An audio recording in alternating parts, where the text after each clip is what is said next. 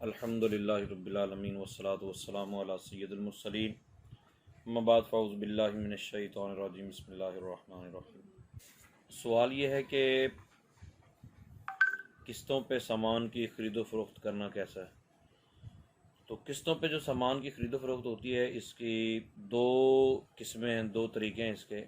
एक तरीका तो ये है कि बंदा सामान ख़रीदने जाता है, वो बताता है कि नेट की कीमत इतनी है और उधार की कीमत इतनी है। मिसाल के तौर पे बाइक हम ख़रीदने के लिए जाते हैं तो वो कहता है कि बाइक जो है वो अगर नेट आप लेना चाहते हैं तो 50,000 रुपये की, और अगर साल के उधार पर लेते हैं या 18 माह के उधार पर लेते हैं या 6 माह के उधार पर लेते हैं तो ये बाइक आपको 60,000 की 70,000 की मिलेगी। मतलब अपनी वो कैलकुलेशन करता है कि हमने इसके 1 मंथ के इतने ऊपर लगाए हैं, 2 मंथ के इतने ऊपर लगाए हैं, 3 मंथ के इतने, बहरहाल जो भी वो करे वो बता देता है कि चीज़ की कीमत इतनी तय हो गई। तो अब वो बंदा परचेज करके ले आता है। अब दूसरे दिन बंदा पैसे देने जाए या 6 माह बाद पैसे दे या 10 साल बाद पैसे दे तो उतने ही पैसे देने हैं जितने के तय हो चुके हैं। ठीक है, तो ये तरीका बिल्कुल ठीक है। अब फ़र्क सिर्फ ये समझ में आता है कि नकद की कीमत और उधार की कीमत, और तो नकद और उधार की कीमत अलग अलग रखना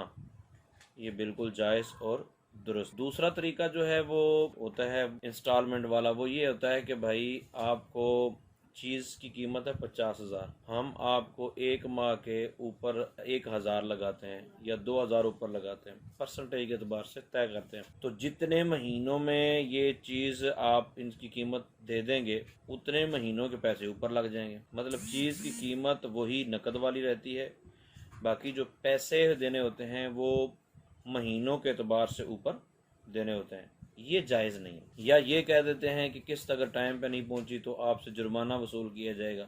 तो ये शर्त लगाना भी नाजायज़ है और जुर्माना वसूल करना भी नाजायज़। अब इसमें एक मामला क्लियर हो गया कि आप एक चीज़ की कीमत तय कर लेते हैं और कीमत तय करने के बाद उस पर पुख्ता रहते हैं तो 10 साल बाद भी, एक बंदे ने 1.5 साल के अकसाद में एक चीज़ ली है तो कीमत तय हो गई, अब वो 10 साल बाद भी पैसे देता है तो पैसे उसने उतने ही देने। चीज़ की कीमत कम या ज़्यादा हो सकती है, वक़्त के पैसे वो नहीं ले सकता।